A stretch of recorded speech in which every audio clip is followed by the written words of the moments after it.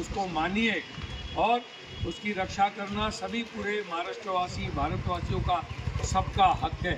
तो मैं आज ये इन्होंने जो हमारे भाइयों ने ये तस्करी पकड़ी है उसके लिए मैं इनका हाथ जोड़ के अभिनंदन करता हूँ, धन्यवाद मानता हूँ और ऐसा कार्य करते रहे।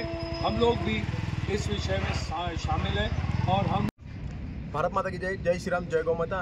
आपण बघू शकतो नेवाली नाक्याजवळ सतर्क गोरक्षक भजन दलातील गोरक्षक दल व पोलीस दलाच्या माध्यमातून एक मारुती सुझुकी रिट्स कंपनीची कारच्या माध्यमामध्ये जवळपास 1 टनापर्यंत गोमांस पकडण्यात यश आलं आहे।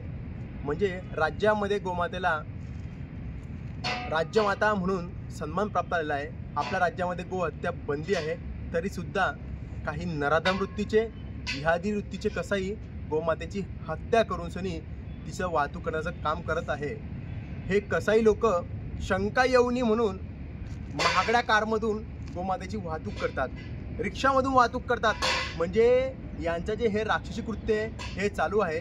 मी आदरणीय शासनाला प्रार्थना करतो, जे गोमातेची हत्या करत आहेत, जे गोमातेची हत्या करून सनी वाहतूक करत आहेत, अशांवरती कठोर कारवाई केली गेली पाहिजे।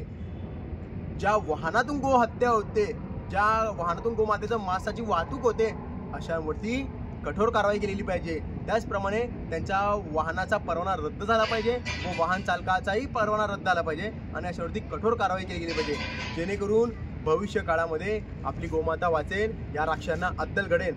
आणि हे जे कसाई राक्षसी लोक आहे, हे जे अद्दल घडवणारे, यांना गो हत्या करून यांना जो पैसा मिळतो तो लव जिहादासाठी पैसा वापरतात। त्याचप्रमाणे हे वाईट कामं करत आहेत, याच्यावरती कठोर शासन व्हावं एवढी पुणे शासनाला प्रार्थना करतो। आणि जो गोरक्षक रात्रंदिवस गोमातेची सेवा करतो, तिचं रक्षण करतो, अशा गोरक्षकांना जीवन विमा मिळावा, त्याचप्रमाणे त्यांना रक्षण देखील मिळावं। नाहीतर हे जी जिहादी राक्षस लोक आहे ना, जो गोमातेची रक्षा करतो त्याचा हे जीव घेण्याचा प्रयत्न करतात। म्हणून मी पुणे शासनाला प्रार्थना करतो, गोरक्षकाला संरक्षण मिळावे। धन्यवाद। जय श्रीराम, जय गौमाता।